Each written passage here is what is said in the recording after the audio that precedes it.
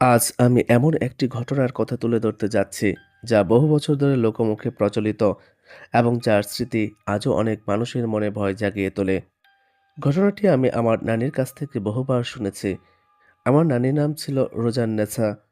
তিনি প্রায় ১ শতাব্দীরও বেশি সময় বেঁচে ছিলেন এবং তার জীবনের অভিজ্ঞতার ঝুলিতে ছিল অসংখ্য অদ্ভুত ও রহস্যময় স্মৃতি। তার মুখে শোনা একটি বিশেষ ঘটনা আমার মনে গভীরভাবে গেঁথে আছে, যা আজও স্মরণ করলে শরীর শিহরিত হয়ে ওঠে।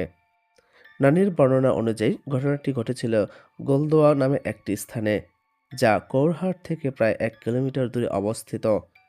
বহু বছর আগে এই অঞ্চলটি ঘন গাছপালা, নির্জনতা এবং রহস্যময় পরিবেশে ঘেরা ছিল।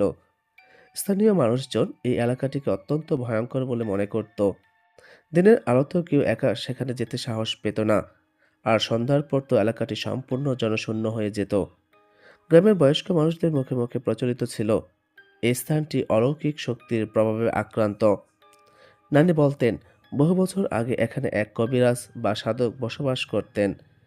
তিনি অলৌকিক শক্তি সম্পর্কে বিশেষ জ্ঞান রাখতেন বলে লোকজন বিশ্বাস করত। কথিত আছে তিনি একসময় পানির গভীরে অবস্থান করা এক অদ্ভুত শক্তিকে নিয়ন্ত্রণে আনেন। সেই শক্তিটি ছিল অত্যন্ত ভয়ঙ্কর এবং অশুভ বলে মনে করা হতো।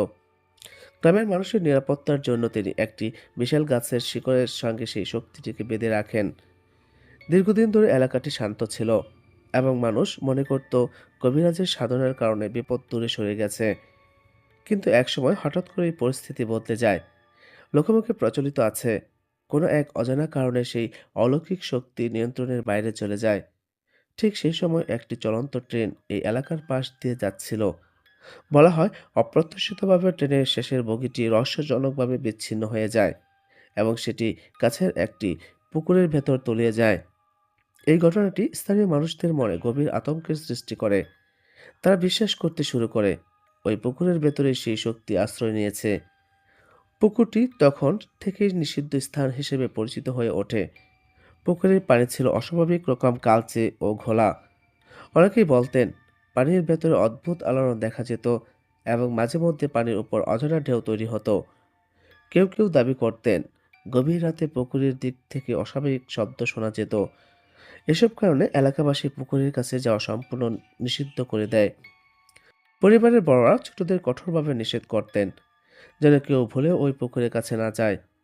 আরও আশ্চর্যের বিষয় ছিল শীতকালে যখন পুকুরের পানি অনেকটা শুকিয়ে যেত, তখন নাকি ডুবে যাওয়া ট্রেনের বগির অংশ বিশেষ দেখা যেত।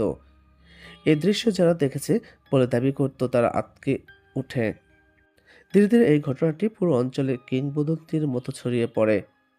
মানুষ বিশ্বাস করতে শুরু করে এটি শুধুমাত্র দুর্ঘটনা নয়, বরং অলৌকিক শক্তির বহিঃপ্রকাশ। এলাকার আরেকটি স্থানের কথাও প্রচলিত ছিল, যেখানে পানির মধ্যে রহস্যময় ঘটনাগুলো আরো ভয়াবহ আকার ধারণ করত। অনেকেই দাবি করতেন সেখানে গেলে অদ্ভুত এক আতঙ্ক কাজ করত এবং কেউ কেউ পানির ধারে দাঁড়ালেই অজানা এক টান অনুভব করতেন। এসব ঘটনার কারণে পুরো অঞ্চলটি ধীরে ধীরে মানুষের কাছে ভীতিকর ও রহস্যকর স্থানে পরিণত হয়। এই ঘটনাগুলো কতটা বাস্তব আর কতটা লোককথা তা নির্দিষ্টভাবে বলা কঠিন। তবে প্রজন্মের পর প্রজন্ম ধরে মানুষ এই গল্পগুলো শুনে এসেছে এবং এখনো অনেকের বিশ্বাস সেই স্থানটি অস্বাভাবিক ও রহস্যময় শক্তির উপস্থিতিতে ঘেরা। আমার নানির বর্ণনা ছিল অত্যন্ত আবেগপূর্ণ এবং বাস্তবতার ছোঁয়ায় ভরা। তিনি যখন এই ঘটনার কথা বলতেন, তার কণ্ঠে এক ধরনের আতঙ্ক অনুভব হতো, যা শুনলে মনে হতো তিনি যেন ঘটনাগুলো নিজের চোখেই দেখেছেন। আজ এত বছর পরও সেই স্থানটি নিয়ে মানুষের ভয় পুরোপুরি কাটেনি। এলাকার অনেকেই এখনো সেই পুকুর এবং আশেপাশের এলাকাকে এড়িয়ে চলেন।